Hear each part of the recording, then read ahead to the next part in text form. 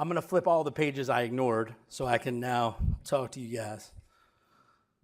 So I promise we have nowhere to go but up from this point in the evening on. My spiel is over.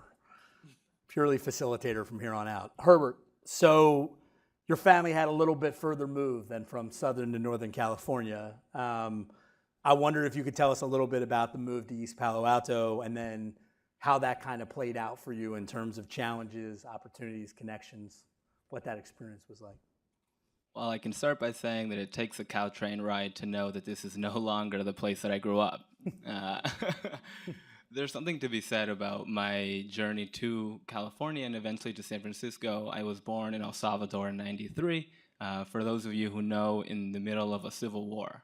So at the time, my family, seeking political asylum, made it to the United States. I was 1.5 years old, so don't ask me about the flight or if I enjoyed the weather or any other details like that.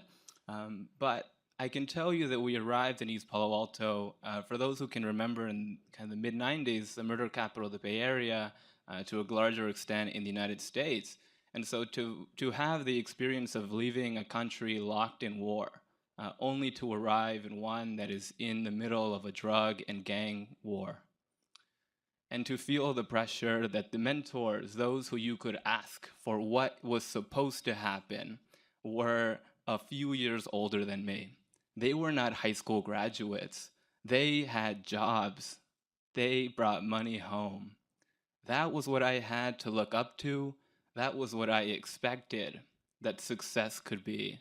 The reality for me is that in East Palo Alto, as an immigrant with a mother who doesn't know the language or who can go to bat for you and who can tell your white teachers that I don't speak English yet, to have that satisfaction of knowing that there were people who took that time and the pressure off of me to say, you probably have no idea what's going on right now.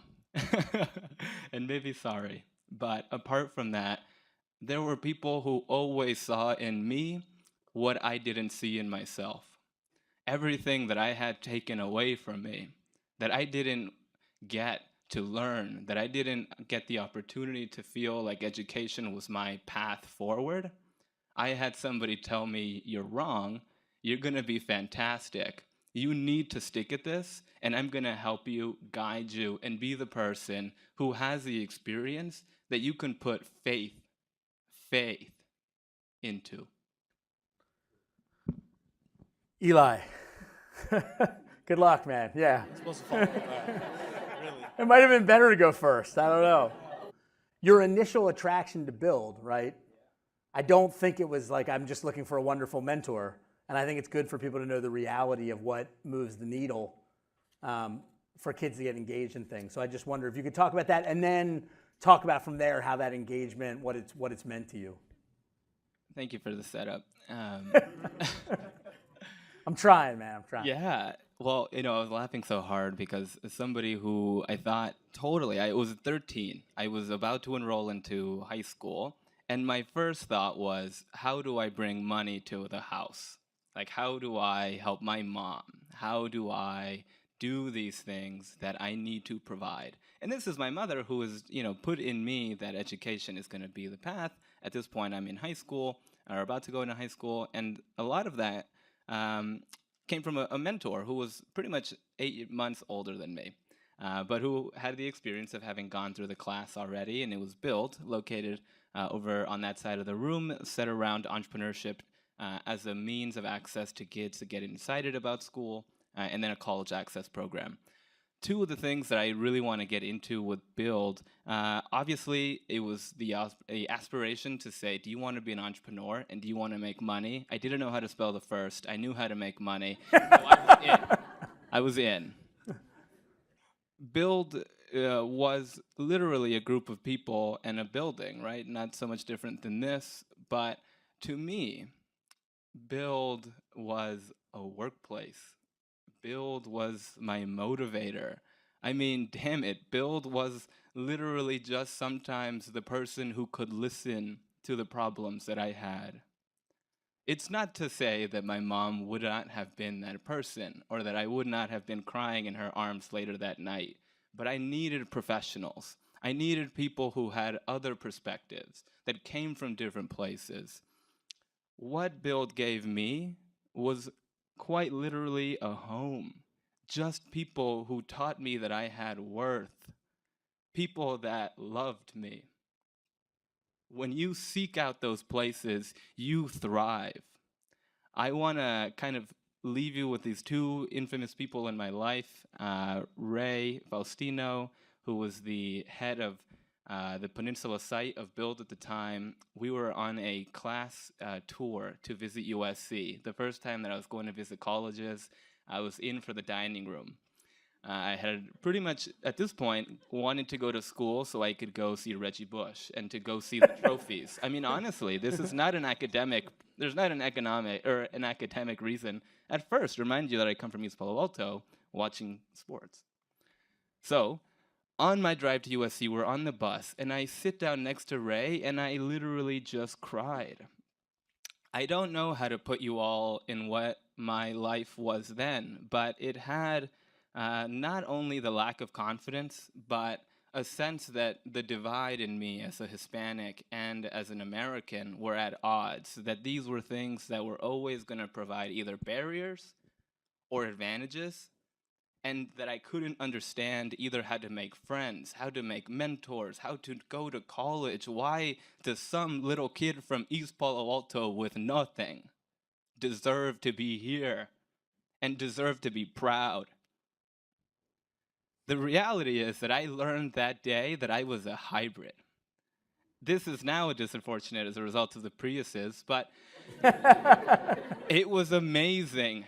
I was a hybrid and I could scream it from everywhere. My duality of culture was gonna set me off in a direction where people didn't even know what I was saying because I was speaking Spanish.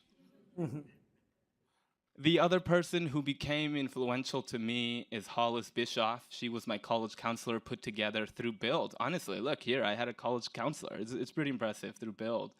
And I can tell you that there's this funny thing that happens where even though I had a lack of resources as a kid, I was pretty much 17, and as if most of you know, I knew everything. I knew what I wanted, of course, and I wanted to go to a big school. I'm from California. I would need to go to a big UC. I'm going to study economics. I'm going to go to Harvard Business School or something, and bam, you know, like that is what I assumed success was. And I was pretty much applying to most of my schools, and my college counselor would always tell me to apply to Babson, this small liberal arts school in the middle of nowhere, Massachusetts. And I would tell her all the time, as if I'm going to go back to some liberal arts high school to go and waste my time. I'm going, they don't even have a football team. Are you kidding me? And, you know, again, I know everything. So I knew what I wanted. And yet, here was somebody that was ready to sit me down and say, look, Herbert, your mom loves you. She won't tell you this, but you need to really get a grip. You need to understand that, like, this is what college is for. It's going to be about giving you the opportunities to realize the change that you need to see, not only in your communities, but in the world at large. And if you don't want to have a choice, if you want to have an opportunity to have that, you need to get serious now. I did. I went to Babson. I turned around everything that I suspected, that I wanted, that I knew, and I had no idea. But again, going back to that, somebody with experience, somebody who had gone to a small liberal arts school on the East Coast, believe it or not, managed to get me as well. And that, you know, I'll talk a little bit more about my post, but a huge representation of, again, this idea of putting faith in people that have trust, that can access, that can view the skills that I had even when I didn't know them myself. Thanks so much. So we have a couple minutes. I want to ask Devin and Eli. I kind of had questions for you guys, but now after that, I just want you guys to say whatever you want to say. Just because when Herbert went rogue, it was the best. So I don't know what role I really play up here at this point. Thank you, Herbert. You want to close this out, man? One last thing. Yeah, please. You end us up. I mentioned Ray Faustino was the person who helped me become, you know, this sort of realization of my heritage. Ray Faustino is now my boss. I've had this great luxury of going to study at Babson College and having a kind of wide variety of experiences, but coming to the realization that what I needed to do was come back to the Bay Area. There are still so many problems that I see happening in my community, specifically it's Palo Alto, Redwood City. Most of my family still lives here. And when I was given the opportunity to join a Team 1 degree that helps connect low-income families to opportunities like affordable housing, daycare, cash utilities to over 120,000 people every month here in the Bay Area, I was given the excitement of knowing that somebody who loved me, my mentor, was now creating this product that I could become there and for a mentor. And again, replenish again, right, this sense that our community relies on ourselves as we grow up. Something that I want to highlight about my journey has been the continual knowing that at every stage in my life, regardless of age, I've always needed mentors. That's something that I foresee in all of us, that I hope that we can all take away this sort of passion. And if I can challenge you all, seek the positives in each other. If it is something that I can tell you when you see a child walking across, when you see someone, know that that kid could have been me.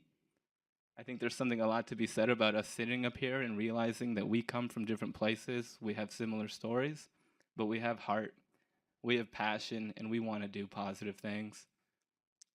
At the end of the day, what's helped me the most is remaining humble, always knowing when to listen, and regardless of when a lot of people are telling me what and where and who I should be doing, I just needed to have the faith that positive people were around me, and at the same time stay humble to know that it's important to listen. That's some mentoring for all of us. Yeah, thank you guys. Thank you guys. Yeah, you can leave the mic there. Thank you guys so much. Yeah, thank you. Thank you.